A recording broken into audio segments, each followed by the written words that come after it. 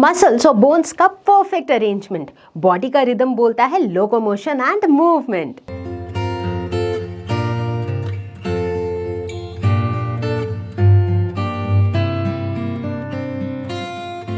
Hello everyone, मुझे उम्मीद है कि आप सभी अच्छे होंगे और आज मैं लेकर आई हूँ class 11th biology locomotion and movement का वन शॉट वीडियो। आज के इस वीडियो में हम खत्म करेंगे इस पूरे लेसन को। अगर ये वीडियो बहुत लंबा चला गया तो हम इसे 2 पार्ट्स में डिवाइड कर देंगे, बट कुल मिला के अगर आप मेरे साथ इस पूरे वीडियो तक जुड़े रहते हो तो ये मेरी गारंटी है कि आपके कॉन्सेप्ट्स हमेशा की तरह होंगे क्रिस्टल क्लियर। तो मैं हूँ Roshni from Learno Hub, the free learning platform, जहाँ पर आप पढ़ सकते हो फिजिक्स, केमिस्ट्री, मैथ्स, बायोलॉजी, सब कुछ absolutely for free only at learnerhub.com। तैयार है सभी लोग? Let's get started.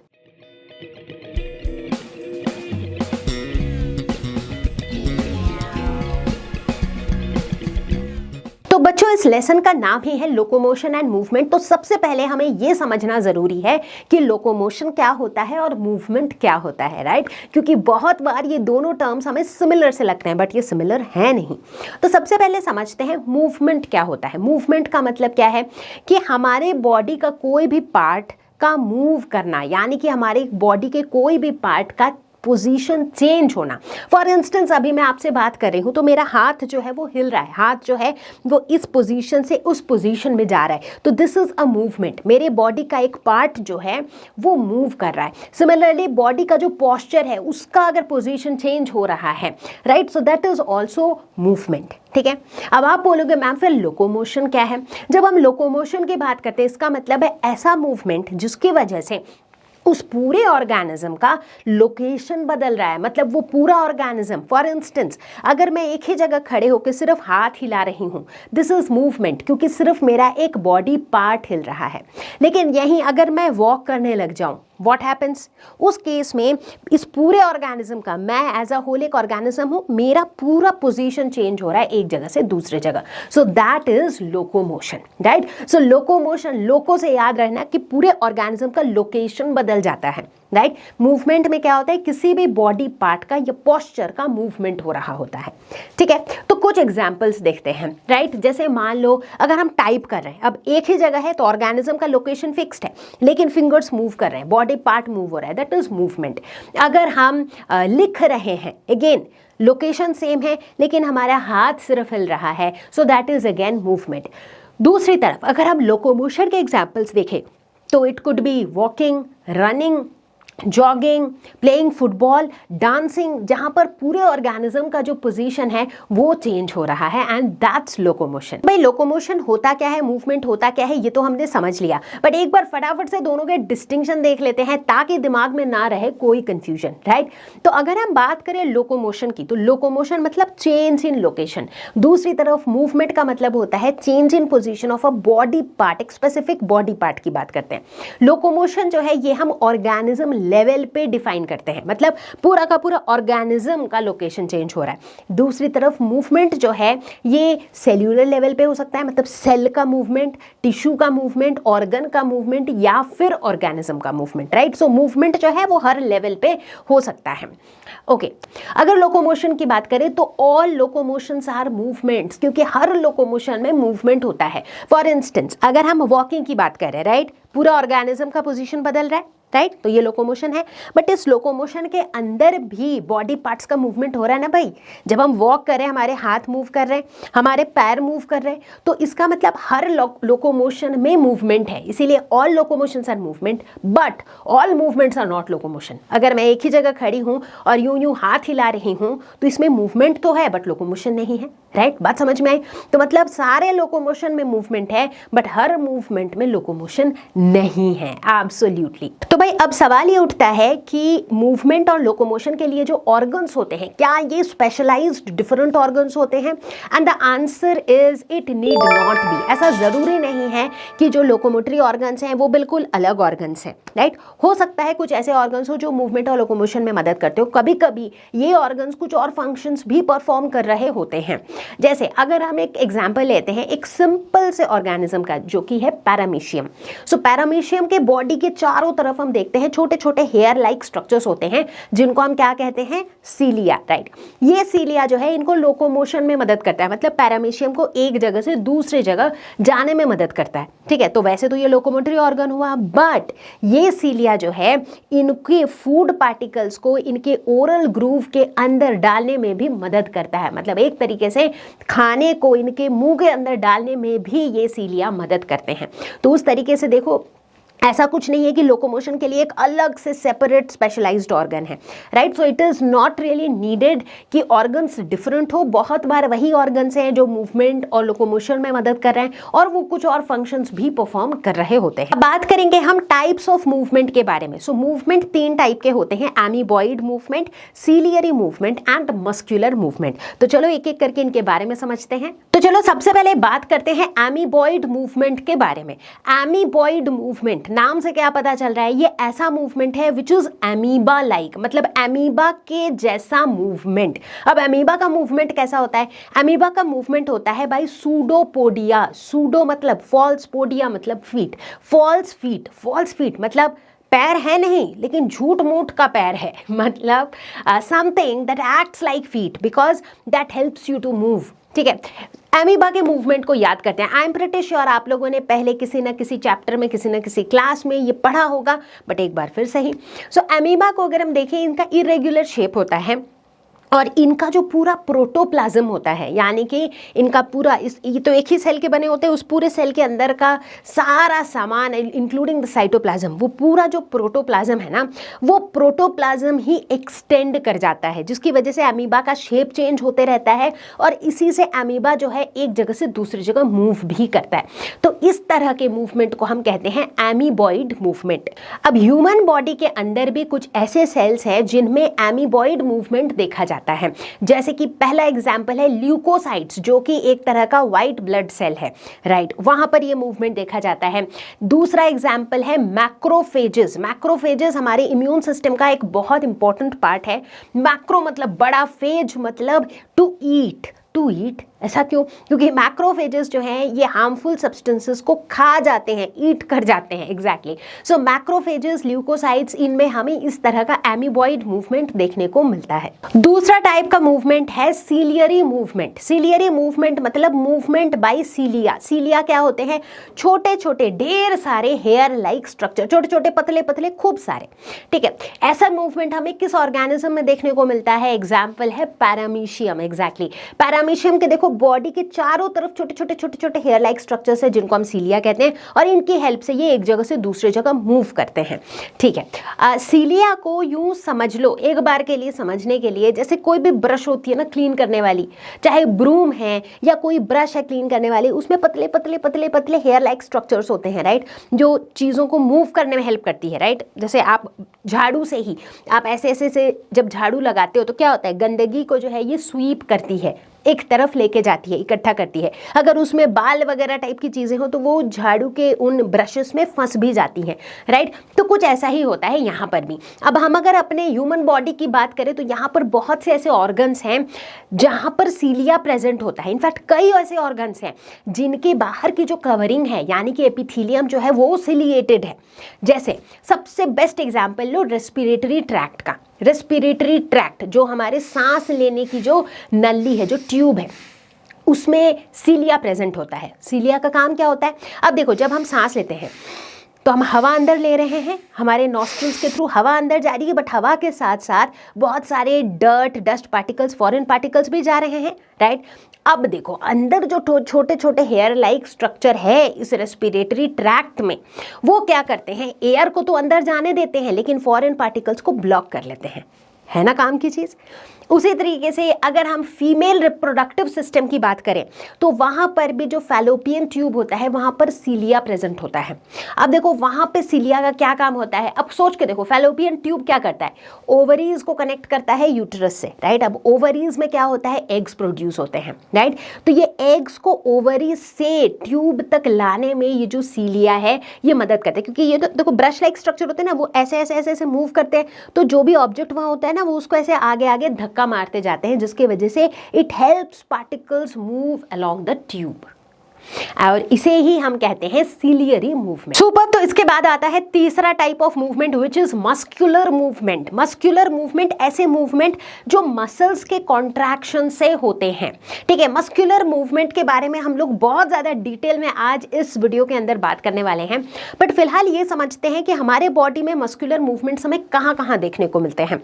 हमारे लिम्ब्स का मूवमेंट, हाथ पैर का जो मूवमेंट है that is muscular movement, muscle की वजह से हो रहा है। जॉज का मूवमेंट, टंग का मूवमेंट, आईलिड्स का मूवमेंट, ये सारे मस्कुलर मूवमेंट्स है। और अगर ध्यान दो तो फिलहाल जब मैं आपसे बात कर रही हूं तो मेरे अंदर ये सारे मस्कुलर मूवमेंट्स हो रहे हैं। अब ये तो 3 टाइप के मूवमेंट्स होते हैं। अब अगर मस्कुलर मूवमेंट्स को हमें डिटेल में समझना है कि भाई मसल के कॉन्ट्रैक्ट करने से ये मूवमेंट्स हो कैसे रहे हैं, तो उसके लिए तो भाई सबसे पहले हमें डिटेल में मसल टिश्यू को समझना होगा। अगर आपको याद हो, जब हमने क्लास 9th की साइंस में एनिमल टिश्यूज पढ़ा था, मैंने बताया था कि एनिमल टिश्यूज जो है ये 4 टाइप के होते हैं, जिसमें से एक टाइप था मसल टिश्यू या मस्कुलर टिश्यू। ये वो टिश्यूज हैं जो बॉडी मूवमेंट्स में मदद करती हैं। एग्जैक्टली। अब आप कुछ कुछ बॉडी मूवमेंट्स के बारे में सोच के देखो। फॉर एग्जाम्पल, हमारा हार्ट बीट करता है। क्यों बीट करता है? क्यों बीट करता है? सोचो, हार्ट के जो वॉल्स हैं उनमें मसल्स प्रेजेंट होते हैं और उन मसल्स के कॉन्ट्रैक्शन के वजह से हमारा जो हार्ट है वो बीट करता है। अगर हम सोच के देखें, जब हम सांस लेते हैं या सांस छोड़ते हैं, इनहेलेशन और एक्सहेलेशन के दौरान क्या होता है?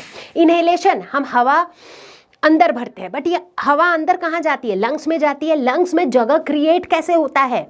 डायफ्राम की वजह से। डायफ्राम मस्कुलर नेचर का होता है। वहाँ पे जो मसल्स प्रेजेंट हैं वो कॉन्ट्रैक्ट और रिलैक्स करते हैं, तो लंग्स के अंदर स्पेस ज़्यादा या कम होती है, जिसकी वजह से इनहेलेशन और एक्सहेलेशन में जो है पूरा प्रोसेस उसका मैनेज होता है। इतना ही नहीं, चाहे हम दौड़ते हैं, डांस करते हैं, कुक करते हैं, इन सब में हमारे हैंड्स के, हमारे लेग्स के बहुत सारे मूवमेंट्स इन्वॉल्व होते हैं और ये सारे मूवमेंट्स होते हैं मस्कुलर टिश्यू के वजह से। तो चलो सबसे पहले इन टिश्यूज के स्ट्रक्चर को अच्छे से समझते हैं। तो बच्चों बिल्कुल प्यार से स्टेप बाय स्टेप एक एक चीज समझेंगे। तो अभी हमारा टारगेट क्या है? ये समझना है कि यार ये जो मस्कुलर मूवमेंट्स हैं ये मसल के कॉन्ट्रैक्शन से कैसे होता है, ठीक है।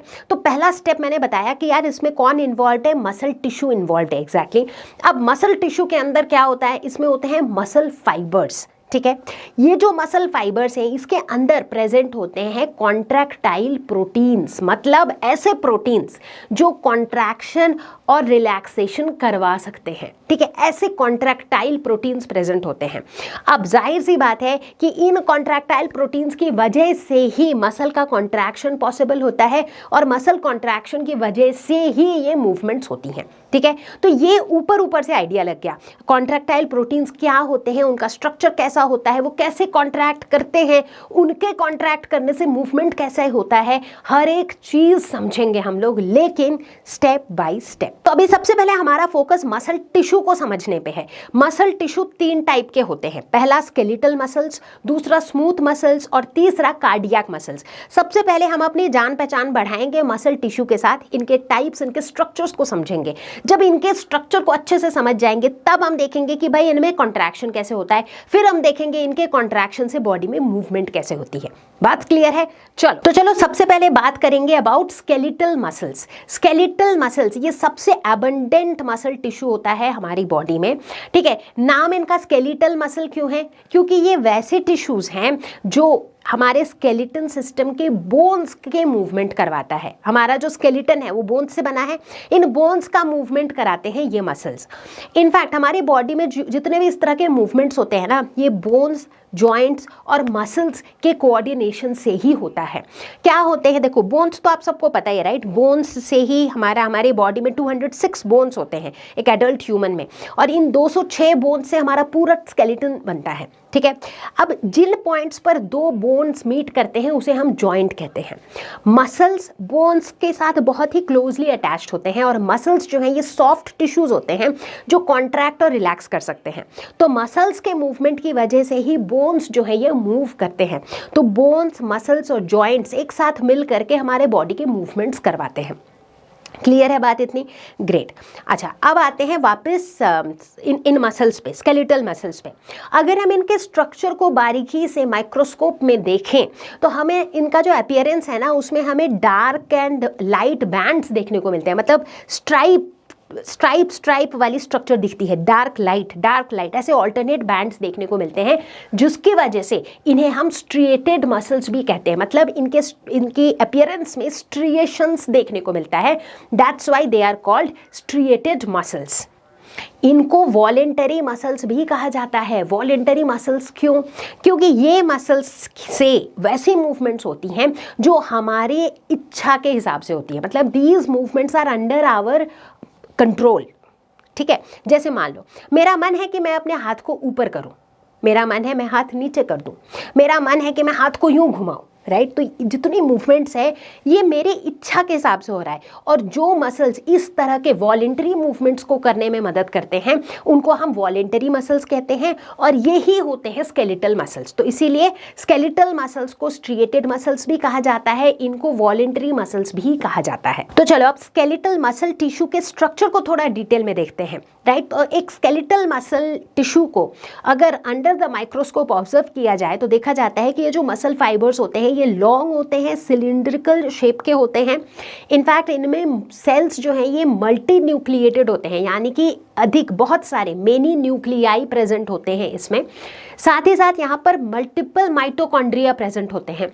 क्या आप बता सकते हो कि मल्टीपल माइटोकॉन्ड्रिया यहाँ पर क्यों प्रेजेंट होते हैं? माइटोकॉन्ड्रिया क्या होता है? किसी भी सेल के अंदर mitochondria is the power house of the cell. Mitochondria energy देता है, राइट? एनर्जी का पावर हाउस है।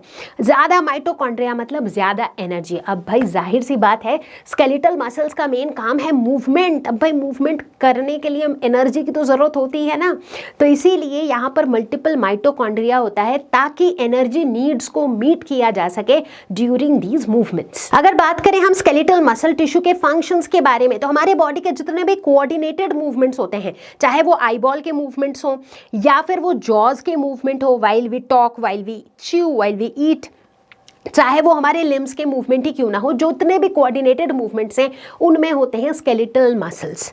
ठीक है, साथ ही साथ इनहेलेशन और एक्सहेलेशन के मूवमेंट्स में इन्वॉल्व होते हैं स्केलेटल मसल्स। हमारे बॉडी के पोस्चर में, बॉडी के जो different sitting posture, standing posture, जितने भी अलग पोस्चर्स होते हैं उसमें इन्वॉल्व होते हैं स्केलेटल मसल्स। तो भाई समझ ही आ रहा है कि काफी ज्यादा इंपॉर्टेंट है ये स्केलेटल मसल्स। तो चलो अब बात करते हैं हम दूसरे टाइप ऑफ टिश्यू के बारे में, which is smooth muscle tissue. Smooth muscle tissue क्या होते हैं? इनको हम कहते हैं इनवॉलेंटरी मसल्स। इनवॉलेंटरी मसल्स क्यों?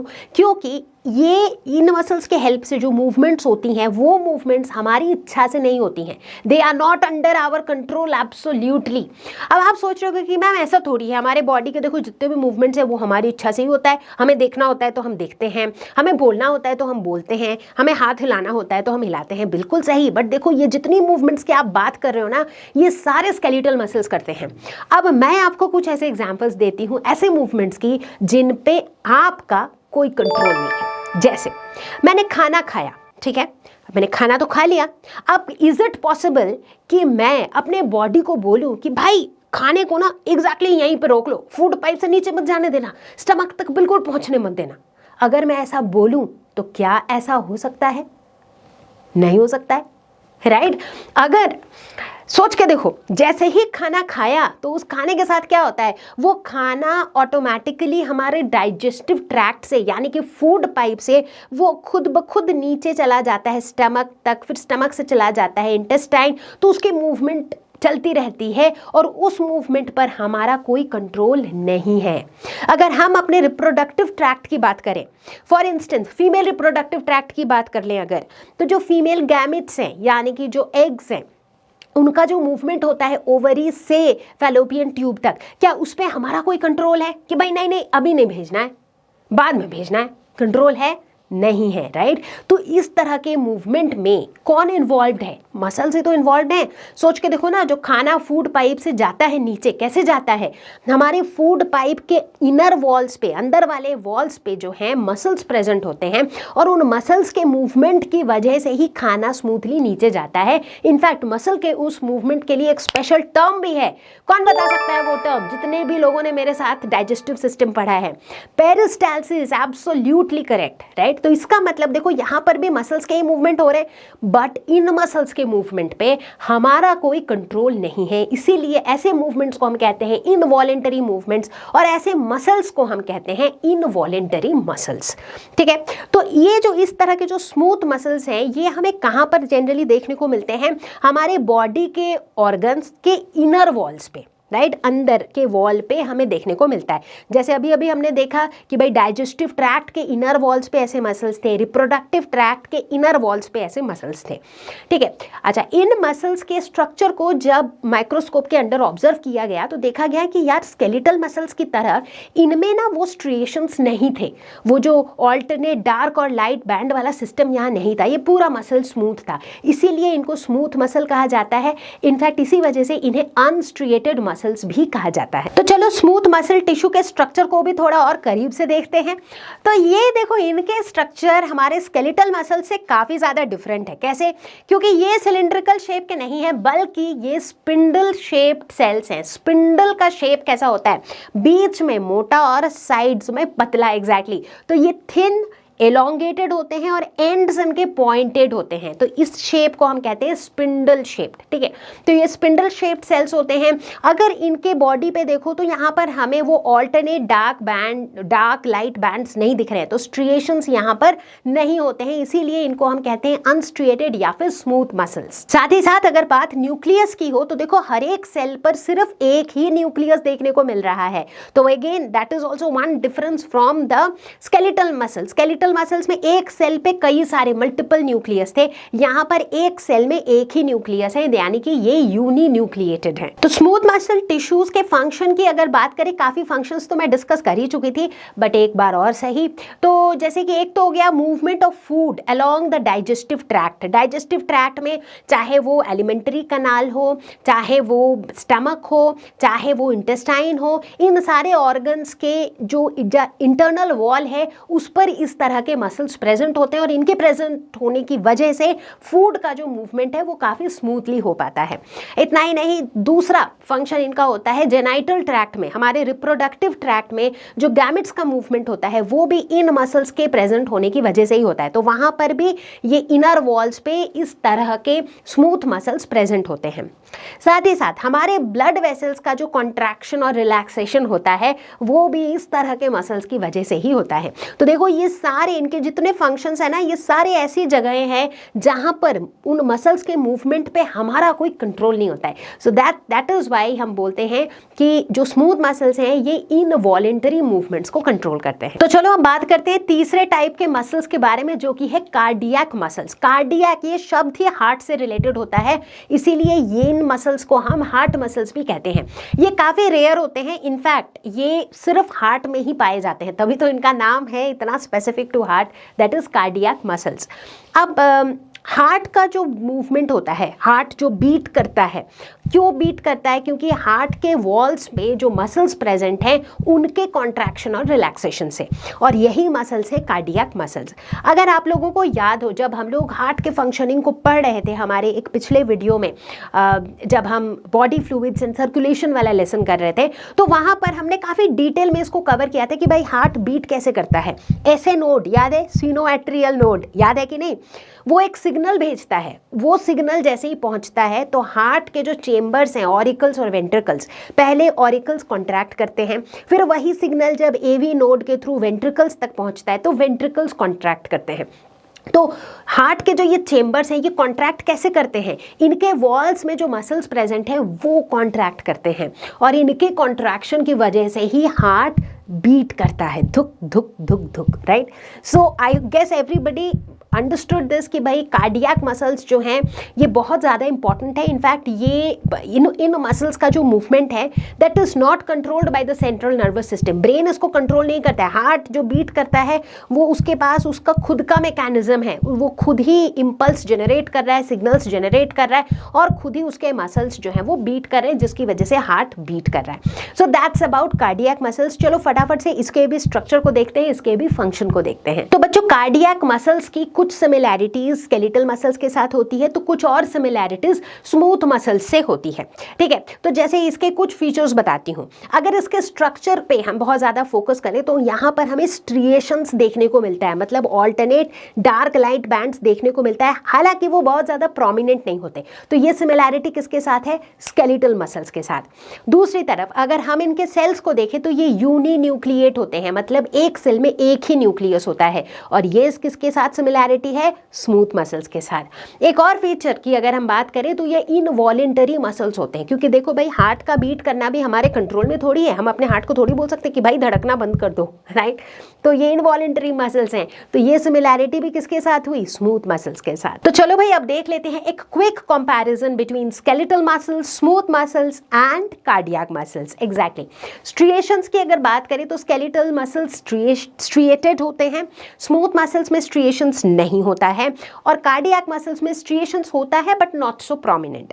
अगर बात करें कि भाई हमारे कंट्रोल में है या नहीं, तो स्केलेटल मसल्स वॉलेंटरी होते हैं, लेकिन स्मूथ मसल्स और कार्डियक मसल्स इनवॉलेंटरी होते हैं, इनका हमारा इन पे कोई कंट्रोल नहीं होता है। अगर इनके स्ट्रक्चर की बात करें तो स्केलेटल मसल सेल्स जो होते हैं ये लॉन्ग सिलिंड्रिकल शेप के होते हैं, स्मूथ मसल्स होते हैं स्पिंडल शेप्ड, यानी कि बीच में चौड़े होते हैं बट एंड्स इनके पॉइंटेड होते हैं। एंड फाइनली कार्डियक मसल्स की अगर बात करें तो ये सिलिंड्रिकल होते हैं लेकिन ब्रांच्ड। फर्क देखो, यहाँ पर एक सिलिंड्रिकल स्ट्रक्चर है, दूसरे सिलिंड्रिकल स्ट्रक्चर से ऐसे ब्रांचिंग से कनेक्टेड है, राइट? सो यहाँ पर ब्रांच्ड सिलिंड्रिकल स्ट्रक्चर होता है। न्यूक्लियस की बात करें तो स्केलेटल मसल्स मल्टी न्यूक्लिएट होते हैं, एक सेल में मल्टीपल न्यूक्लियस, और स्मूथ मसल्स और कार्डियक मसल्स जो है ये यूनी न्यूक्लिएट होते हैं, मतलब एक सेल में एक ही न्यूक्लियस होता है। तो बच्चों अब तक हम लोगों ने मसल टिश्यूज के टाइप्स, उनके स्ट्रक्चर, फंक्शन को तो देख लिया, बट हमारा गोल क्या है? हमारा गोल है ये समझना कि भाई मसल्स कॉन्ट्रैक्ट कैसे करते हैं और उनके कॉन्ट्रैक्शन से हमारे बॉडी के मूवमेंट्स कैसे होते हैं। तो अभी फिलहाल अब हम फोकस करेंगे कि मसल का कॉन्ट्रैक्शन कैसे होता है। ये समझने के लिए पहले हमें स्केलेटल मसल के स्ट्रक्चर को और डिटेल में समझना होगा। ठीक है, अब आप पूछोगे मैम सिर्फ स्केलेटल मसल ही क्यों? क्योंकि अभी अभी हमने देखा कि जो तीनों टाइप के मसल्स हैं उसमें से स्केलेटल मसल ही वो है जो हमारे एक्सटर्नल बॉडी मूवमेंट्स को कंट्रोल करता है, जो हमारे वॉलेंटरी मूवमेंट्स को कंट्रोल करता है। तो इसीलिए फोकस रखेंगे स्केलेटल मसल के इंटरनल स्ट्रक्चर पे। तो किसी भी स्केलेटल मसल में बच्चों हमें ये पार्ट्स देखने को मिलते हैं। सबसे पहला फैसिकल्स, जिन्हें हम मसल बंडल्स भी कहते हैं, फैसिया, मसल फाइबर्स जो मसल बंडल्स को बनाते हैं, sarcolemma, sarcoplasm and sarcoplasmic reticulum. I am pretty sure आप सोच रहे हो कि मैम ये क्या आप नाम बताते जा रहे हो, हमें तो विजुअलाइज करके भी कुछ समझ नहीं आ रहा है। ठहरो, अभी धीरे धीरे हर एक पार्ट को समझेंगे कि वो क्या होता है, उसका क्या काम होता है। तो चलो बच्चों अब इन पार्ट्स को थोड़ा डिटेल में समझते हैं। तो सबसे पहला पार्ट है फैसिकल्स, जिन्हें हम मसल बंडल्स भी कहते हैं। अब एक मसल टिश्यू जो है ये बहुत सारे मसल बंडल्स से बनते हैं। देखो एक एक एक एक एक एक एक एक मसल बंडल्स, ऐसे ढेर सारे मसल बंडल्स मिल करके एक मसल टिश्यू को बनाते हैं। तो इन मसल बंडल्स को हम कहते हैं फैसिकल्स। ठीक है, दूसरे नंबर पे है फैसिया। फैसिया क्या करता है? जैसे कि मैंने बताया बहुत सारे मसल बंडल्स हैं, तो इन मसल बंडल्स को कनेक्ट करने वाला एक कनेक्टिव टिश्यू है जिसको हम कहते हैं फैसिया। फिर 3 नंबर पे आता है मसल फाइबर्स। अब ये जो मसल बंडल्स हैं किससे बने हैं? मसल फाइबर्स से। बहुत सारे मसल फाइबर्स मिलके एक मसल बंडल बनाते हैं। तो ये जो मसल फाइबर है ये लॉन्ग सिलिंड्रिकल टिब्यूलर स्ट्रक्चर्स होते हैं। इनफैक्ट ये काफ़ी लंबे होते हैं, they can even go up to few centimetres in length, right? इतने लंबे होते हैं ये। ठीक है, फिर आता है सार्कोलेमा। जिस तरह से हर सेल के बाहर एक प्लाज्मा मेम्ब्रेन होता था, उसी तरीके से मसल फाइबर के बाहर का जो मेम्ब्रेन होता है, जो प्लाज्मा मेम्ब्रेन होता है, उसको हम कहते हैं सार्कोलेमा। फिर आता है सार्कोप्लाज्म। ये तो आप समझ ही गए होंगे, जैसे साइटोप्लाज्म सेल का, वैसे ही सार्कोप्लाज्म मसल फाइबर का। तो मसल फाइबर के अंदर जो साइटोप्लाज्म होता है उसको हम कहते हैं सार्कोप्लाज्म। इनफैक्ट इस सार्कोप्लाज्म जो है इसमें मल्टीपल न्यूक्लियाई प्रेजेंट होते हैं, तो ये मल्टी न्यूक्लिएटेड होते हैं। And finally the last part which is sarcoplasmic reticulum. ये बताने की जरूरत है क्या कि गेस कर लिया होगा? एंडोप्लाज्मिक रेटिक्यूलम जैसा है, एग्जैक्टली। तो ये जो है हर मसल फाइबर के अंदर ये सार्कोप्लाज्मिक रेटिकुलम प्रेजेंट होते हैं। ये क्या करते हैं, ये कैल्शियम आयंस को स्टोर करते हैं और इन कैल्शियम आयंस का बहुत क्रिटिकल रोल होता है, जो कि हमें धीरे धीरे समझ आएगा। भाई आपको पेशेंस रखना है, धीरे धीरे समझ आएगा, ठीक है। सो फिलहाल के लिए आई होप कि आप लोगों को एक स्केलेटल मसल टिश्यू के डिफरेंट पार्ट्स और वो क्या है एग्जैक्टली इतना तो समझ में आ गया होगा। अब भाई अगला क्वेश्चन दिमाग में यही आता है कि हमने देखा कि स्केलेटल मसल्स में स्ट्रिएशंस होते हैं, इसीलिए तो इनको स्ट्रिएटेड मसल्स भी कहते हैं, जहां पर हमें ऑल्टरनेट डार्क लाइट ऐसे स्ट्रिएशंस दिखते हैं। बट ये स्ट्रिएशंस कहां से आते हैं? वेरी गुड क्वेश्चन इंडीड, है ना। तो हम क्या देखते हैं कि ये जो सार्कोप्लाज्म है, यानी कि स्केलेटल मसल्स का जो साइटोप्लाज्म है, वहां पर हमें एक्सट्रीमली थिन, बहुत ही पतले पतले फिलामेंट्स दिखते हैं और इन्हें हम कहते हैं मायोफाइब्रिल्स। बड़े ध्यान से सुनना, ठीक है।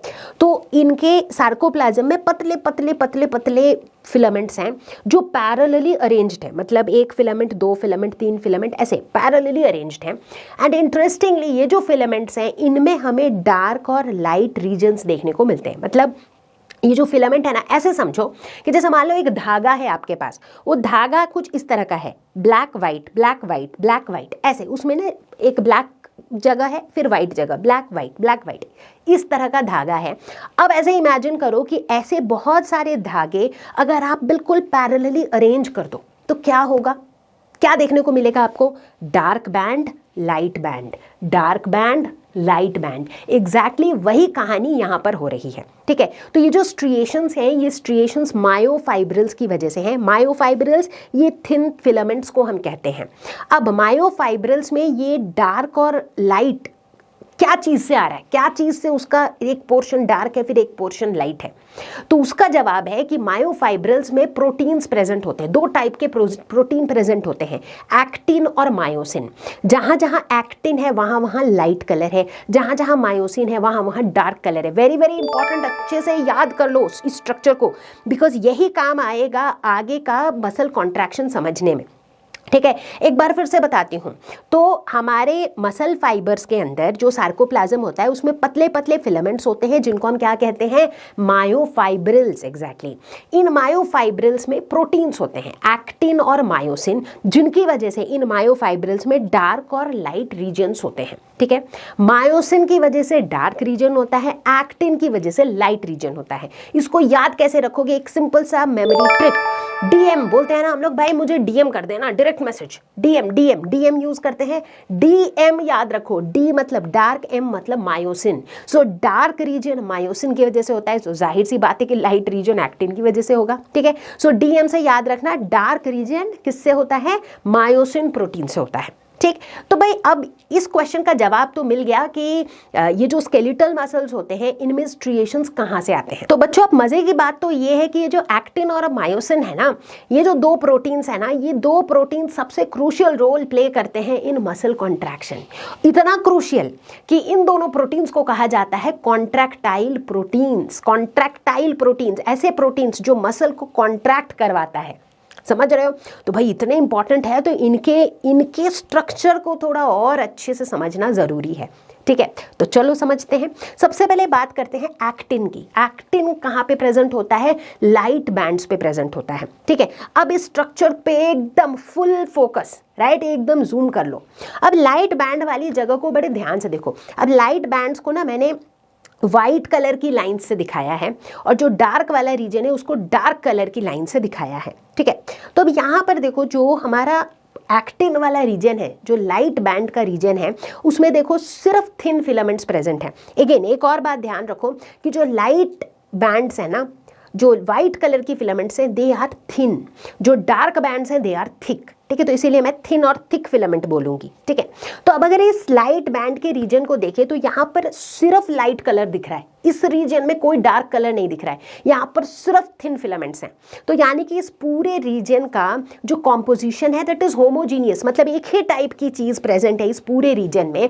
इसीलिए इस बैंड को कहा जाता है आइसोट्रोपिक बैंड। आइसो मतलब सेम। तो अब देखो इस पूरे रीजन में सिर्फ थिन फिलामेंट्स हैं, सिर्फ लाइट बैंड ही है, डार्क का कोई नामो निशान नहीं है। तो इसीलिए जहां पर एक्टिन प्रेजेंट होता है उस बैंड को हम क्या कहते हैं? आइसोट्रोपिक बैंड, जिसको हम कैपिटल आई से डिनोट करते हैं, ठीक है। वेरी इंपॉर्टेंट, हर आइसोट्रोपिक बैंड के ठीक सेंटर पे हमें दिखता है एक जेड लाइन। देखो एक जिगजैग टाइप की लाइन आपको दिख रही है। इसका काम क्या होता है? ये एक इलास्टिक फाइबर है जो इन थिन फिलामेंट्स को होल्ड करता है। ऐसे समझ लो कि भाई ये पतले पतले धागे हैं, अब इन धागों को ऐसे करके पैरेलली होल्ड करने के लिए भी तो कुछ चाहिए, तो वही है, यूं समझ लो ये जेड लाइन, ठीक है। और ये Z line her I band के सेंटर में प्रेजेंट होता है। यहां तक कहानी क्लियर है? ग्रेट। अब आगे बढ़ते हैं, बात करते हैं मायोसिन की। तो मायोसिन प्रेजेंट होता है डार्क बैंड में, ठीक है। तो अब फोकस को शिफ्ट करते हैं डार्क बैंड की तरफ। अब इस पूरे डार्क बैंड के रीजन को बड़े ध्यान से देखो। इस रीजन में हमें इंटरेस्टिंगली क्या दिख रहा है? सेंटर वाले पोर्शन में तो सिर्फ डार्क कलर के थिक फिलामेंट्स हैं सेंटर वाले पोर्शन में, लेकिन जैसे ही सेंटर से थोड़ा साइड होते हैं तो वहां पर हमें दिखता है कि भाई डार्क मतलब थिक फिलामेंट्स तो हैं, बट उनके बीच बीच में थिन फिलामेंट्स का भी ओवरलैप है। तो इसका मतलब इसका जो सेंटर वाला रीजन है वहां पर सिर्फ थिक फिलामेंट्स हैं, बट सेंटर से दूर जैसे ही जाते हैं साइड्स पे तो वहां पर थिन और थिक फिलामेंट्स का ओवरलैप है। तो इसका मतलब जो डार्क वाला जो बैंड है वहां पर कॉम्पोजिशन पूरी जगह पर यूनिफॉर्म नहीं है, इस वजह से इसे हम कहते हैं एन आइसोट्रोपिक बैंड, ठीक है। एन आइसोट्रोपिक मतलब सेम नहीं है, इसे हम कैपिटल ए से डिनोट करते हैं, ठीक। यहां तक क्लियर है? ठीक है। अब यहां पर भी मायोसिन वाले रीजन में भी हर एनाइसोट्रोपिक बैंड के सेंटर में एक लाइन होता है जिसको हम कहते हैं एम लाइन, ठीक है। और ये एम लाइन जो है इन फिलामेंट्स को होल्ड करता है, ठीक। यहां तक बात क्लियर हो गई? ग्रेट। अब एक और चीज जान लो कि ये जो मायोसिन वाले रीजन का जो सेंटर वाला पार्ट है जहां पर कॉम्पोजिशन यूनिफॉर्म है, सिर्फ सेंटर वाला पार्ट, पूरा डार्क रीजन नहीं, पूरे डार्क रीजन को तो हम एनाइसोट्रोपिक बैंड कहते हैं, बट एनाइसोट्रोपिक बैंड का सिर्फ सेंटर वाला पार्ट जहां पर सिर्फ थिक फिलामेंट्स हैं उस रीजन को कहा जाता है एच जोन, ठीक है। उसको क्या कहा जाता है? H zone. ये छोटे छोटे टर्म्स हैं बच्चों, बट इनको ना कॉपी में एटलीस्ट इन टर्म्स को लिखते चले जाओ, या फिर अगर आपने अपनी एनसीईआरटी खोल रखी है तो उसको अंडरलाइन करते चले जाओ, ठीक है। तो इसके सेंटर वाले पार्ट को हम एच जोन कहते हैं, ठीक है। तो बारीकी से समझ में आ गया एक्टिन वाले रीजन का स्ट्रक्चर, मायोसिन वाले रीजन का स्ट्रक्चर। अब यहाँ पर इंट्रोड्यूस करती हूँ एक बहुत इंपॉर्टेंट टर्म जो एक तरीके से कॉन्ट्रैक्शन का एक फंक्शनल यूनिट है, ठीक है, और वो है सार्कोमियर। सार्कोमियर क्या होता है? कोई भी दो कंसेक्यूटिव जेड लाइन के बीच का डिस्टेंस। जेड लाइन क्या होता है? मैंने अभी बताया था, एक्टिन वाला जो आइसोट्रोपिक बैंड है उसके सेंटर में जो लाइन होती है, जो इलास्टिक फाइबर होता है, उसको हम जेड लाइन कहते हैं। तो दो जेड लाइन के बीच का जो रीजन है दैट इज सार्कोमियर। याद रहेगा? ग्रेट। अब इसको हम कॉन्ट्रैक्शन का फंक्शनल यूनिट क्यों कहते हैं? क्योंकि जब मसल कॉन्ट्रैक्ट करता है तो ये जो सार्कोमियर है ये भी कॉन्ट्रैक्ट करता है। मसल कॉन्ट्रैक्ट किया मतलब दो जेड लाइन के बीच का जो डिस्टेंस है वो भी कॉन्ट्रैक्ट किया। इनफैक्ट इसी वजह से सार्कोमियर जो है that is the unit, sarcomere is a very very very important concept, ठीक है। अभी तो मैं सारी चीजें, सारा बैकग्राउंड दे रही हूँ, उसके बाद हम मसल कॉन्ट्रैक्शन के प्रोसेस को एग्जैक्टली समझेंगे। सुपर। तो चलो बच्चों आगे बढ़ते हैं और अब हम लोग देखने वाले हैं phases of a muscle fibre. एक मसल फाइबर में आई और ए बैंड का जो पिक्चराइजेशन है वो कैसा रहता है रेस्टिंग फेज में और कॉन्ट्रैक्शन फेज में। तो पहले बात करेंगे रेस्टिंग फेज की। तो रेस्टिंग फेज में क्या होता है? थिक और थिन एलिमेंट्स के बीच में पार्शियल ओवरलैप रहता है, राइट। मतलब अगर हम आई बैंड को देखें, आई बैंड देखो वो पूरा आइसोट्रोपिक है, यानी कि वहां पे सिर्फ थिन फिलामेंट्स हैं। अगर हम ए बैंड को देखें तो ए बैंड का जो सेंटर रीजन है उसमें सिर्फ थिक फिलामेंट्स हैं, उस रीजन को हम एच जोन कहते हैं। बट अगर हम ए बैंड के आउटर साइड्स में देखें, सेंटर पे नहीं, आउटर साइड्स पे अगर हम देखें तो वहां पर हम क्या देखते हैं? पार्शियल ओवरलैप है थिक और थिन फिलामेंट्स का। अब बात करेंगे कॉन्ट्रैक्शन फेज की। कॉन्ट्रैक्शन में क्या होता है? ये जो जेड लाइंस हैं दे आर पुल्ड इनवर्ड्स। बड़े प्यार से समझना है बच्चों, ठीक है। जेड लाइंस जो है दे आर पुल्ड इनवर्ड्स। इसका मतलब क्या हो रहा है, जो आई बैंड्स हैं वो क्लोजर आ रहे हैं, मतलब आई बैंड्स जो हैं वो कॉन्ट्रैक्ट हो रहे हैं। सोच के देखो, अगर दोनों जेड लाइंस जो हैं वो इनवर्ड पुल हो रहे हैं इतना, इसका मतलब दो कंसेक्यूटिव जेड लाइन के बीच का जो डिस्टेंस है वो कम हो रहा है। इसका मतलब जो सार्कोमियर है, जो हमारा क्या है फंक्शनल यूनिट ऑफ कॉन्ट्रैक्शन, वो भी रिड्यूस हो रहा है। तो सार्कोमियर जो है वो क्या हो रहा है, कॉन्ट्रैक्ट हो रहा है। एज अ रिजल्ट जो आई बैंड्स हैं वो शॉर्टन हो रहे हैं, वो एक दूसरे के करीब आ रहे हैं। लेकिन इंटरेस्टिंगली जो ए बैंड है इट रिमेन्स द सेम। अब कंफ्यूज होंगे काफी बच्चे, बड़े प्यार से समझो। पहले इनिशियली रेस्टिंग फेज में सिनेरियो ऐसा था। कॉन्ट्रैक्शन फेज में क्या हुआ कि जो आई बैंड से मतलब जो जेड लाइंस हैं वो एक दूसरे के करीब आ गए, लेकिन बीच का जो ए बैंड है वो एज इट इज है, सिर्फ जेड लाइंस करीब आ रहे हैं। तो एज अ रिजल्ट क्या हो रहा है, जो थिन और थिक फिलामेंट्स का ओवरलैप वाला रीजन है वो ज्यादा हो जा रहा है। समझ पा रहे हो, बीच का a band as it is है, सिर्फ क्या हो रहा है जेड लाइंस करीब आ जा रहे हैं। इसका मतलब जो थिन फिलामेंट्स थे वो ज्यादा सेंटर तक पेनिट्रेट कर जाएंगे, है कि नहीं। एज अ रिजल्ट क्या होगा, जो सेंटर का एच जोन था जहां पर पहले सिर्फ थिक फिलामेंट्स थे, वहां पर अब थिन फिलामेंट्स भी थोड़े थोड़े आने लगेंगे, तो एच जोन जो है वो रिड्यूस हो जाएगा। तो ये कहानी होती है कॉन्ट्रैक्शन फेज में, ठीक है। तो बच्चों इसको दिमाग में सेट कर लो कि रेस्टिंग फेज में पार्शियल ओवरलैप होता है, फुल ओवरलैप नहीं होता है थिक और थिन फिलामेंट्स का।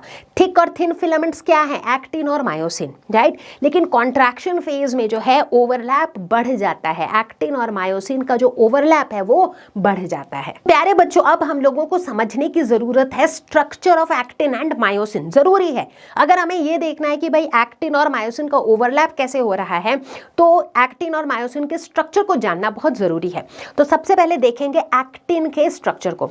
तो एक्टिन जो है ये एक पॉलीमराइज्ड प्रोटीन है। पॉलीमराइज्ड मतलब ये एक पॉलीमर है, मतलब छोटे छोटे मोनोमर यूनिट्स को जोड़ के इसको बनाया गया है, ठीक है। बहुत अच्छे से इसके स्ट्रक्चर को समझो। तो जो छोटे छोटे मोनोमर्स हैं जो रिपीट होके इस पूरे पॉलीमर को बना रहा है, वो मोनोमर क्या है, वो है ग्लोब्यूलर प्रोटीन्स, जिनको हम कहते हैं जी एक्टिन्स, ठीक है। तो देखो ऐसे गोल गोल गोल गोल ग्लोब्यूल के फॉर्म में दिखाया गया है इनको, ठीक है। तो ऐसे बहुत सारे जी एक्टिन्स मिल करके जो है ना फिलामेंट्स बनाते हैं, जिन मतलब एक समझ लो गोल गोल गोल गोल बॉल से ना तुम एक रस्सी बनाते हो, एक फिलामेंट बनाते हो, जिसको हम कहते हैं F actins, filaments. F is for filaments, ठीक है। अब क्या होता है, ऐसे दो F एक्टिन्स मतलब ऐसे दो फिलामेंट्स जो हैं ये हेलिकली वुंड होते हैं, मतलब ये दोनों इस तरीके से लपेट के एक हेलिक्स वाला स्ट्रक्चर बनाते हैं, and that is the structure of actin, right. तो इसका मतलब एक्टिन में क्या होता है, हेलिकली वुंड दो एफ एक्टिन्स होते हैं। एफ एक्टिन्स मतलब फिलामेंटस एक्टिन्स, ठीक है। और ये जो एफ एक्टिन्स हैं ये किससे बने होते हैं, मोनोमर यूनिट से बने होते हैं, विच आर जी एक्टिन्स, यानी कि ग्लोब्यूलर प्रोटीन्स होते हैं वो, ठीक है। बात समझ में आ गई, स्ट्रक्चर समझ में आ गया, ग्रेट। अब इसके अलावा भी यहाँ पर कुछ और प्रोटीन्स पाए जाते हैं, जैसे यहाँ पर दो प्रोटीन के फिलामेंट्स पाए जाते हैं। कौन सा प्रोटीन, ट्रोपोमायोसिन। जैसे यहाँ पे देख सकते हो स्ट्रक्चर में दो फिलामेंट्स, दे आर ट्रोपोमायोसिन। इसके अलावा भी एक और प्रोटीन जो है यहाँ पर रेगुलर इंटरवल में पाया जाता है, विच इज ट्रोपोनिन। नाम से कंफ्यूज नहीं होना है, ठीक है। ट्रोपोनिन, ट्रोपोनिन जो है एक जगह पे है, फिर एक जगह पे, फिर एक जगह पे, मतलब रेगुलर इंटरवल पे एक एक पॉइंट पर ट्रोपोनिन प्रेजेंट है, ठीक है। तो ये इसका स्ट्रक्चर है लगभग, ठीक है। अभी अभी हमने क्या देखा कि यार जब कॉन्ट्रैक्शन होता है ना तो एक्टिन और मायोसिन का ओवरलैप होता है। ओवरलैप मतलब क्या, एक्टिन और मायोसिन जो है एक दूसरे के साथ बाइंड करते हैं, तभी तो ओवरलैप होगा। अब जाहिर सी बात है किसी भी दो प्रोटीन को बाइंड करने के लिए क्या चाहिए, कोई जगह चाहिए जहां पर वो बाइंड करे, जिसे हम कहते हैं एक्टिव बाइंडिंग साइट। कोई ऐसी जगह चाहिए ना भाई जहां पर वो बाइंड करेंगे। जैसे आप लोगों ने पजल्स वाले गेम बचपन में खेले होंगे या घर पे बच्चों को खेलते हुए देखा होगा, तो वो पजल्स को फिट करके हम एक पूरी कोई एक सीनरी बनाते हैं।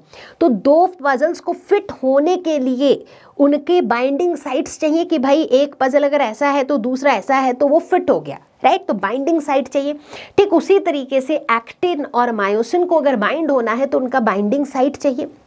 एंड ये जो ट्रोपोनिन प्रेजेंट है ना रेगुलर इंटरवल पे, ट्रोपोनिन बेसिकली उसी एक्टिव बाइंडिंग साइट को मास्क करता है। मास्क करना समझते हो ना, उसको ढक के रखता है ताकि मायोसिन आके वहां पर बाइंड ना कर सके, राइट मतलब मैं क्या बताना चाह रही यहाँ पर, मैं ये बताना चाह रही हूँ कि जहां जहां इस रेगुलर इंटरवल पे तुम्हें ट्रोपोनिन दिख रहा है, ट्रोपोनिन किसको छुपा रहा है?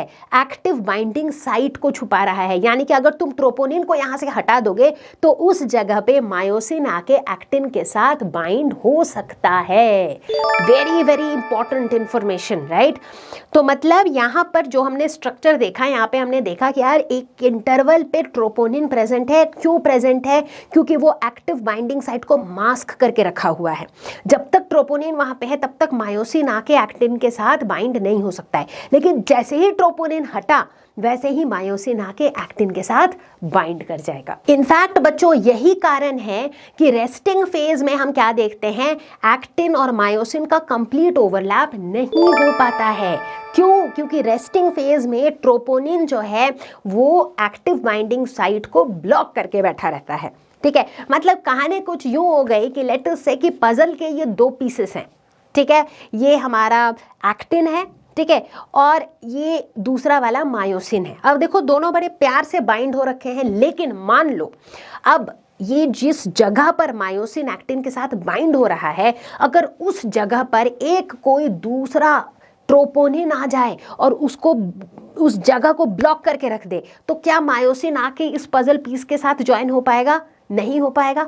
और एग्जैक्टली वही कहानी होती है रेस्टिंग फेज में। इसीलिए हम क्या देखते हैं, रेस्टिंग फेज में जो है पार्शियल ओवरलैप होता है थिक और थिन एलिमेंट्स में, पूरा ओवरलैप नहीं हो पाता है क्योंकि ट्रोपोनिन जो है वो मास्क करके बैठा होता है the active binding site of actin. तो चलो बच्चों अब हम लोग देखते हैं मायोसिन के स्ट्रक्चर को।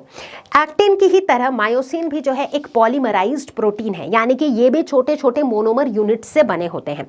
कौन से हैं इनके मोनोमर यूनिट्स? इनके मोनोमर यूनिट्स हैं मेरोमायोसिन, यस मेरामायोसिन, मेरोमायोसिन, ऐसे ही याद रखो।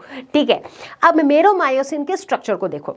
देखो स्ट्रक्चर कुछ ऐसा है, मतलब देखते ही आई एम प्रिटी श्योर कि आप इसको एक सांप से रिलेट कर रहे होगे, है कि नहीं? सच्ची बताना, ये बिल्कुल देखते, एटलीस्ट जब पहली बार मैंने ये स्ट्रक्चर देखा था मुझे तो एकदम से एक सांप का स्ट्रक्चर ही रिलेट हुआ था। तो अब ये जो मेरोमायोसिन है ना, इसके दो पार्ट्स हैं। एक है HMM दैट इज हैवी मेरोमायोसिन, दूसरा LMM दैट इज लाइट मेरोमायोसिन।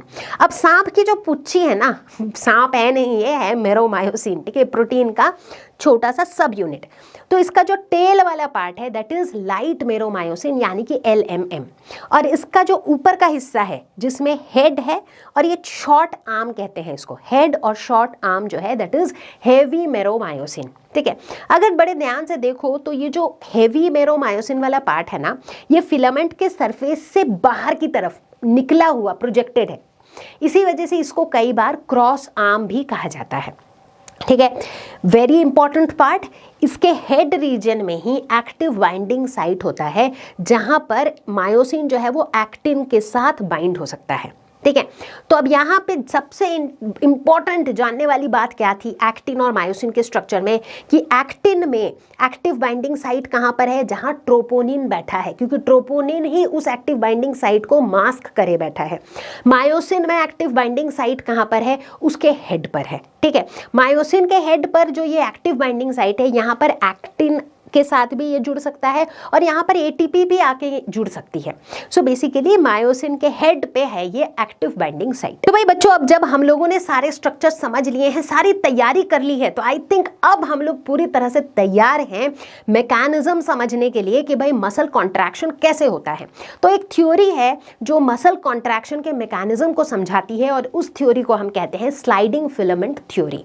अब स्लाइडिंग फिलामेंट थ्योरी ऐसा नाम क्यों है?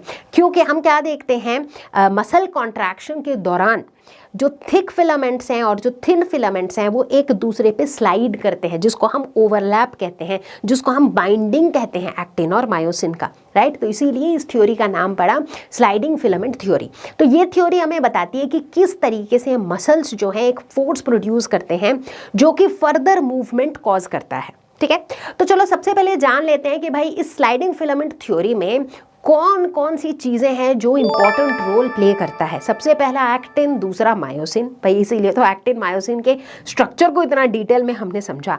तीसरा एटीपी और चौथा है कैल्शियम आयंस। तो इन चारों की बहुत ही महत्वपूर्ण भूमिका है, बड़ा इंपॉर्टेंट रोल है स्लाइडिंग फिलामेंट थ्योरी में। तो चलो शुरू करते हैं स्लाइडिंग फिलामेंट थ्योरी। तो चलो सबसे पहले समझते हैं कि मसल कॉन्ट्रैक्शन इनिशिएट कैसे होता है। तो जो हमारा सेंट्रल नर्वस सिस्टम है ये जनरेट करता है, ये सबसे पहला सिग्नल ये सेंड करता है, ठीक है। अब इसको कैरी करता है कोई न्यूरॉन। अब ये न्यूरॉन इस इंफॉर्मेशन को कहां पहुंचाता है, मसल तक पहुंचाता है। न्यूरॉन और मसल के बीच में होता है एक न्यूरोमस्कुलर जंक्शन जिसे हम मोटर एंड प्लेट भी कहते हैं।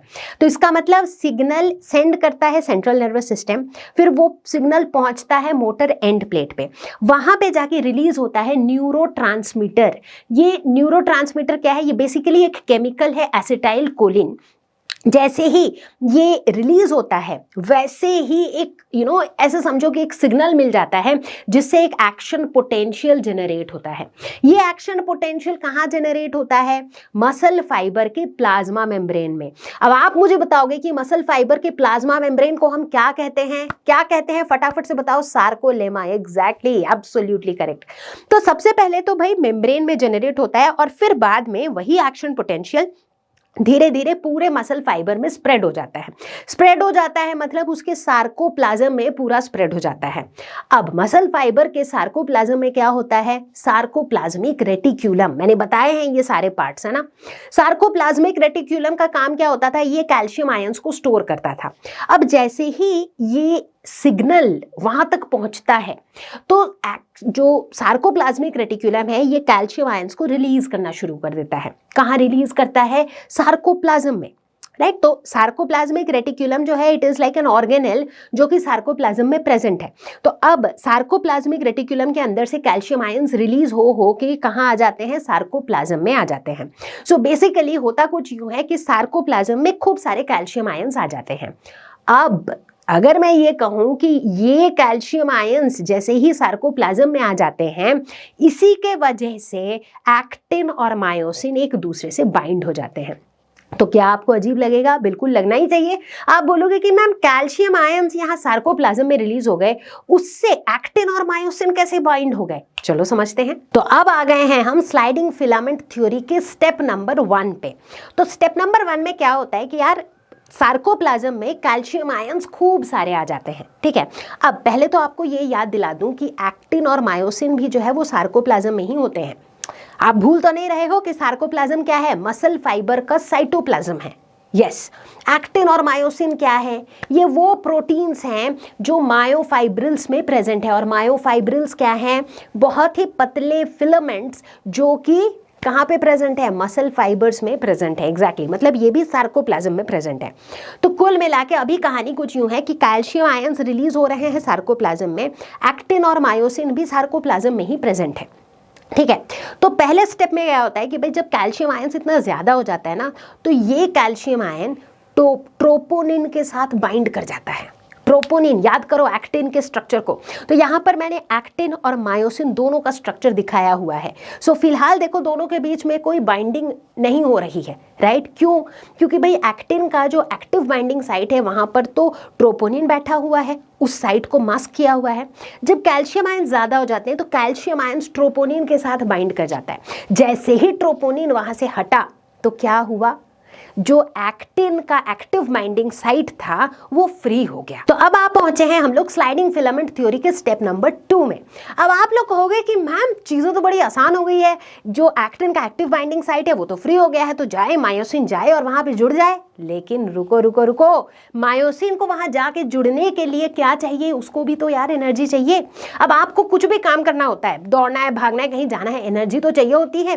तो उसी तरह मायोसिन को भी एनर्जी चाहिए। मायोसिन को ये एनर्जी कौन देगा, एटीपी।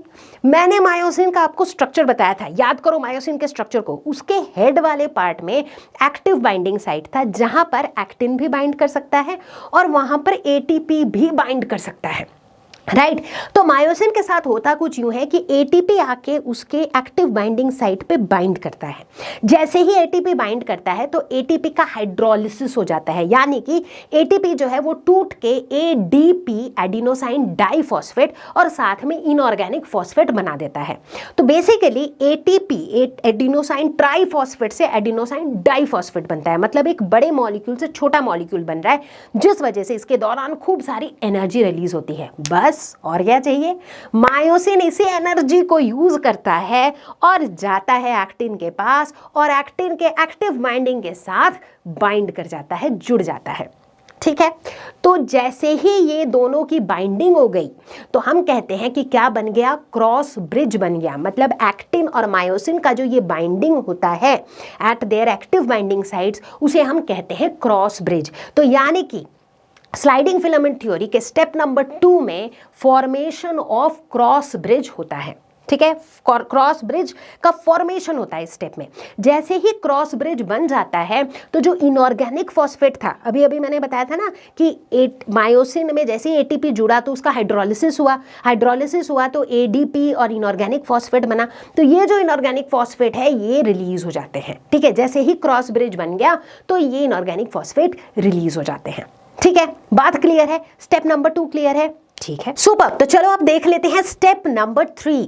स्टेप नंबर 3 में होता कुछ यूं है कि भाई पिछले स्टेप में क्रॉस ब्रिज फॉर्मेशन तो हो चुका है, जैसे ही क्रॉस ब्रिज बन गया तो इनऑर्गेनिक फॉस्फेट रिलीज हो गया। अब मायोसिन के हेड पे जो एडीपी था, राइट, क्योंकि एटीपी जुड़ा था वो हाइड्रोलाइज हुआ था, एडीपी और इनऑर्गेनिक फॉस्फेट बनाया था, इनऑर्गेनिक फॉस्फेट रिलीज हो गया। अब बारी है एडीपी की, एडिनोसाइन डाइफॉस्फेट की। अब एडीपी भी रिलीज हो जाता है मायोसिन हेड से। एज अ रिजल्ट क्या हो जाता है, मायोसिन हेड जो है वो पिवोट कर जाता है, एज इन वो थोड़ा सा मूव कर जाता है। कैसे मूव करता है, इसको इस तरीके से सोचो ताकि आपको याद रहे।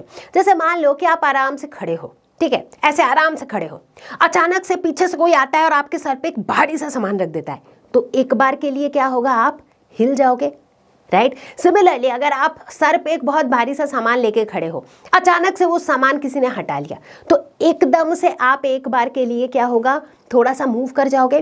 तो कुछ वैसी कहानी मायोसिन के साथ हो रही है। जैसे ही एडीपी रिलीज हो रहा है तो मायोसिन जो है वो पिवोट कर जा रहा है। अब मायोसिन के साथ चूंकि क्रॉस ब्रिज बना हुआ है तो एक्टिन फिलामेंट भी जुड़ा हुआ है, तो जैसे ही मायोसिन मूव करता है तो एक्टिन फिलामेंट स्लाइड कर जाता है, और एक्टिन फिलामेंट के स्लाइड करने की वजह से सार्कोमियर जो है वो शॉर्टन कर जाता है, क्योंकि एक्टिन फिलामेंट जैसे ही स्लाइड करता है तो एक्टिन फिलामेंट में ही क्या होता है, एक्टिन फिलामेंट मतलब जो थिन फिलामेंट्स हैं, राइट, थिन फिलामेंट्स का जो सेंट्रल पोर्शन है दैट इज जेड लाइन। तो जैसे एक्टिन फिलामेंट स्लाइड किया तो क्या हुआ, सार्कोमियर शॉर्टन कर गया। सार्कोमियर शॉर्टन किया मतलब क्या हुआ, दो जेड लाइन के बीच का डिस्टेंस कम हो गया, यानी कि कॉन्ट्रैक्शन हुआ मसल का, राइट। अब समझ में आ रहा है। तो ये जो स्टेप 3 में होता है इसे हम कहते हैं पावर स्ट्रोक। पावर स्ट्रोक क्यों, क्योंकि यार मतलब this is like the master stroke, the main चीज जहां पर हम शॉर्टनिंग होते हुए देख रहे हैं, कॉन्ट्रैक्शन होते हुए देख रहे हैं।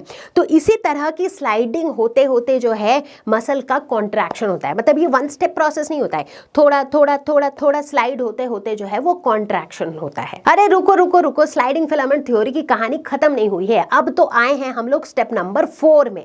स्टेप नंबर 4 में क्या होता है कि अब देखो स्टेप नंबर 2 और 3 में हमने क्या देखा, इनऑर्गेनिक फॉस्फेट रिलीज हुआ, एडीपी रिलीज हुआ।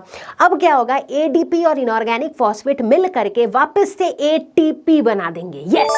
और ये एटीपी वापस से मायोसिन हेड में आके उसके साथ बाइंड कर जाएगा, क्योंकि मायोसिन हेड में एक्टिव बाइंडिंग साइट होता है एक्टिन के लिए भी और एटीपी के लिए भी, है ना। और जैसे ही एटीपी आके मायोसिन हेड के साथ बाइंड करता है वैसे ही मायोसिन और एक्टिन का जो बॉन्ड है वो कमजोर होने लगता है। एज अ रिजल्ट क्या होता है, क्रॉस ब्रिज का ब्रेक डाउन होने लगता है। तो स्टेप नंबर 4 में क्रॉस ब्रिज का ब्रेक डाउन होता है, ठीक है। अब जैसे ही क्रॉस ब्रिज का ब्रेक डाउन होता है तो उसके बाद क्या होगा, आपको क्या लगता है, यार उसके बाद वापस से ये पूरा प्रोसेस रिपीट होने लगेगा। जैसे ही क्रॉस ब्रिज का ब्रेकडाउन हुआ तो अब क्या सिचुएशन आ गई, मायोसिन है, मायोसिन के साथ एटीपी जुड़ा हुआ है। जैसे ही एटीपी मायोसिन के साथ जुड़ता है तो क्या होता है, एटीपी का हाइड्रोलिसिस होता है, यानी कि एडीपी और इनऑर्गेनिक फॉस्फेट बनेगा और ढेर सारी एनर्जी रिलीज होगी। इसी एनर्जी का यूज करके मायोसिन वापस एक्टिन के साथ बॉन्ड बनाएगा, क्रॉस ब्रिज फॉर्मेशन होगी, फिर इनऑर्गेनिक फॉस्फेट रिलीज हो जाएगी, एडीपी रिलीज हो जाएगी। जैसे ही ऐसा होगा मायोसिन थोड़ा पिवोट कर जाएगा, एज अ रिजल्ट जो एक्टिन फिलामेंट्स है वो थोड़े स्लाइड कर जाएंगे, right, and the process will keep on repeating. अब देखो जैसे जैसे ये स्टेप्स रिपीट होते रह रहे हैं तो हर साइकिल में एक्टिन फिलामेंट थोड़ा सा स्लाइड कर रहा है, तो हर स्टेप में थोड़ा थोड़ा थोड़ा थोड़ा स्लाइड करते करते बेसिकली क्या हो रहा है, ये कॉन्ट्रैक्ट कर रहा है। समझ रहे हो? तो कॉन्ट्रैक्ट एक बार में नहीं कर रहा है, ये प्रोसेस चलता जा रहा है और हर स्टेप में थोड़ा थोड़ा थोड़ा थोड़ा स्लाइड होते होते ये कॉन्ट्रैक्ट कर रहा है। अब जो अगला लॉजिकल सवाल आपके दिमाग में आएगा वो यही आएगा कि मैम ये बताओ कि ये कब तक कॉन्ट्रैक्ट होता रहेगा, क्योंकि ऐसे तो फिर ये कॉन्ट्रैक्ट होता ही रहेगा, बट ऐसा है नहीं, एक ऐसा टाइम भी आएगा जब ये कॉन्ट्रैक्ट होना बंद कर देगा। अरे बच्चों, हम लोग ये देखते हैं कि इस पूरे प्रोसेस के दौरान क्रॉस ब्रिज का कभी फॉर्मेशन हो रहा है तो फिर कभी क्रॉस ब्रिज का ब्रेक डाउन हो रहा है। तो बेसिकली ये प्रोसेस चूंकि रिपीट होता जा रहा है तो it is like a cycle और इसे हम कहते हैं क्रॉस ब्रिज साइकिल। तो एक बार डायग्रामेटिकली फिर से क्रॉस ब्रिज साइकिल को अपने दिमाग में कर लो क्रिस्टल क्लियर। सबसे पहले क्या होता है, एटीपी जो है मायोसिन से जुड़ता है और उसका हाइड्रोलिसिस होता है, जब वो एडीपी और इनऑर्गेनिक फॉस्फेट बनाता है और ढेर सारी एनर्जी रिलीज करता है। इसी एनर्जी का यूज करके मायोसिन एक्टिन के साथ बॉन्ड बनाता है, that is cross bridge formation. Exactly, एक बार क्रॉस ब्रिज फॉर्मेशन हो गया फिर इनऑर्गेनिक फॉस्फेट रिलीज हो जाता है, एडीपी रिलीज हो जाता है। ऐसा होने पे जो मायोसिन है वो थोड़ा पिवोट कर जाता है जिसकी वजह से एक्टिन फिलामेंट स्लाइड कर जाते हैं, तो यहां पर होती है स्लाइडिंग। एग्जैक्टली, और उसके बाद क्या होता है, अब ये स्लाइड तो कर गया, राइट अब इसके बाद क्या होता है कि ये जो एडीपी और इनऑर्गेनिक फॉस्फेट रिलीज हुआ ये वापस से जुड़ के एटीपी बना देते हैं और ये एटीपी वापस मायोसिन हेड पे आके बाइंड कर जाते हैं। जैसे ही ऐसा होता है तो एक्टिन और मायोसिन का जो बॉन्ड है वो कमजोर हो जाता है और क्रॉस ब्रिज का ब्रेक डाउन हो जाता है। एग्जैक्टली, तो क्रॉस ब्रिज का वापस से ब्रेक डाउन हो जाता है and then this cycle keeps on repeating, cross bridge formation, फिर स्लाइडिंग, फिर cross bridge break down and so on, और इसी को हम कहते हैं क्रॉस ब्रिज साइकिल। तो चलो बच्चों, अब क्रॉस ब्रिज साइकिल के साथ साथ हम लोग मसल कॉन्ट्रैक्शन को भी समझने की कोशिश करते हैं। ठीक है, क्रॉस ब्रिज साइकिल को एक तरफ रख लिया, समझ में आ गया है। ठीक है, अब दूसरी तरफ हम लोग रखते हैं हमारे आई और ए बैंड को, यानी कि एक्टिन और मायोसिन के जो फिलामेंट्स हैं इनके ओवरलैप को देखेंगे। ठीक है, तो देखो सबसे पहले जो फेज कॉन्ट्रैक्ट होने से पहले जो मसल फाइबर्स है वो रेस्टिंग फेज में रहते हैं, राइट। हमने देखा है रेस्टिंग फेज में पार्शियल ओवरलैप रहता है, पूरा ओवरलैप नहीं होता है। तो ये रेस्टिंग फेज उस सिचुएशन को डिनोट करता है क्रॉस ब्रिज साइकिल का जब क्रॉस ब्रिज फॉर्मेशन नहीं हुआ है। एग्जैक्टली, ठीक है, अब एक बार क्रॉस ब्रिज फॉर्मेशन जैसे ही हो गया, राइट, अब क्रॉस ब्रिज फॉर्मेशन हो गया, क्रॉस ब्रिज फॉर्मेशन यहां हो गया, हो जाने के बाद क्या हो रहा है, स्लाइडिंग हो रही है, राइट। स्लाइडिंग होने की वजह से क्या हो रहा है, यहाँ पे देखो पार्शियल ओवरलैप था बट स्लाइडिंग होने की वजह से क्या हो रहा है कि दो जेड लाइंस के बीच का जो डिस्टेंस है, दोनों जेड लाइंस करीब आ रहे हैं एक दूसरे के, राइट, स्लाइडिंग होने की वजह से। ठीक है, अब ऐसा हो रहा है एक साइकिल में। दूसरा क्रॉस ब्रिज साइकिल होगा तो क्या होगा, फिर से थोड़ी और स्लाइडिंग होगी, यानी कि जो सार्कोमियर है वो वापस से थोड़ा और कॉन्ट्रैक्ट होगा। मतलब हर साइकिल के साथ अगर आप देखोगे तो जो जेड लाइंस के बीच का जो डिस्टेंस है, जो सार्कोमियर है, वो थोड़ा थोड़ा थोड़ा कॉन्ट्रैक्ट होता चला जाएगा।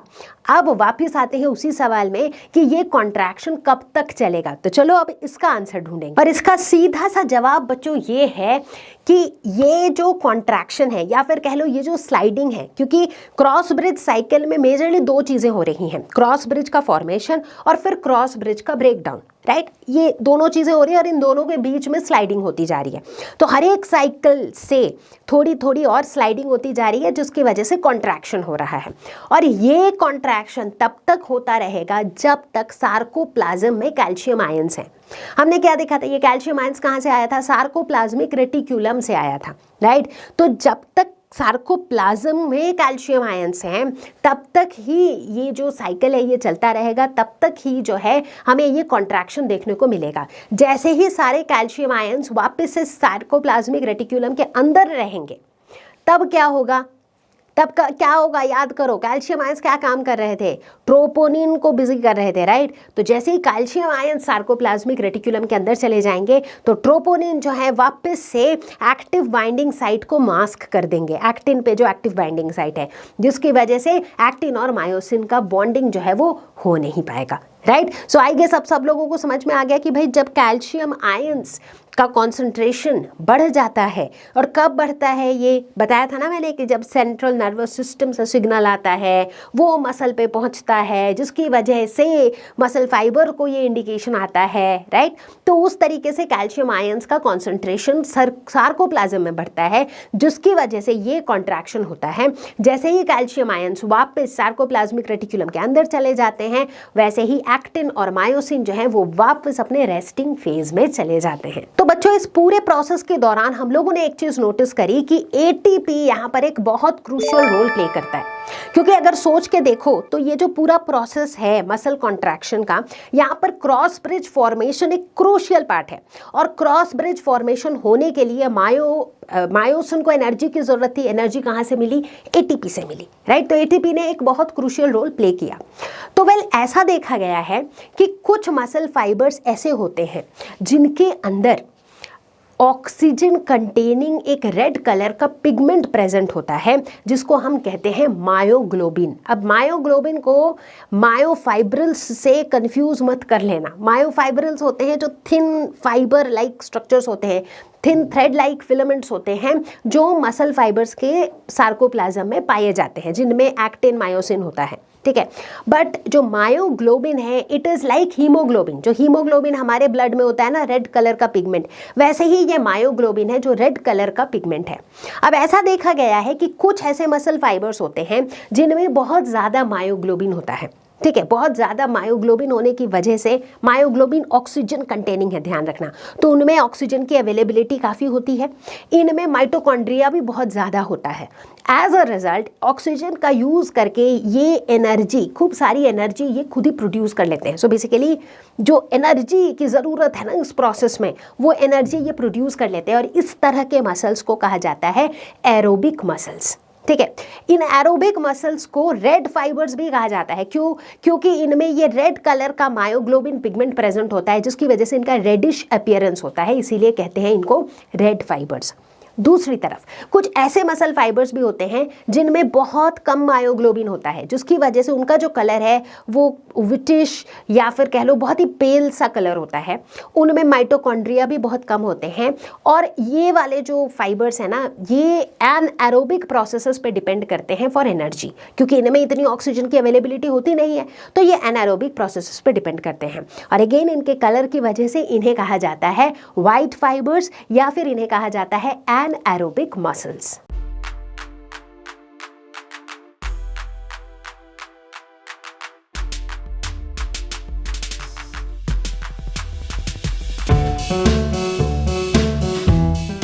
लर्नो हब एक ऐसा फ्री लर्निंग प्लेटफॉर्म जहां पर आपको मिलते हैं videos, notes,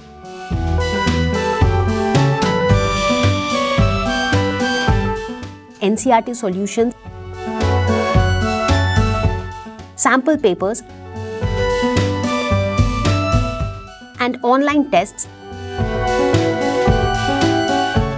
absolutely free of cost.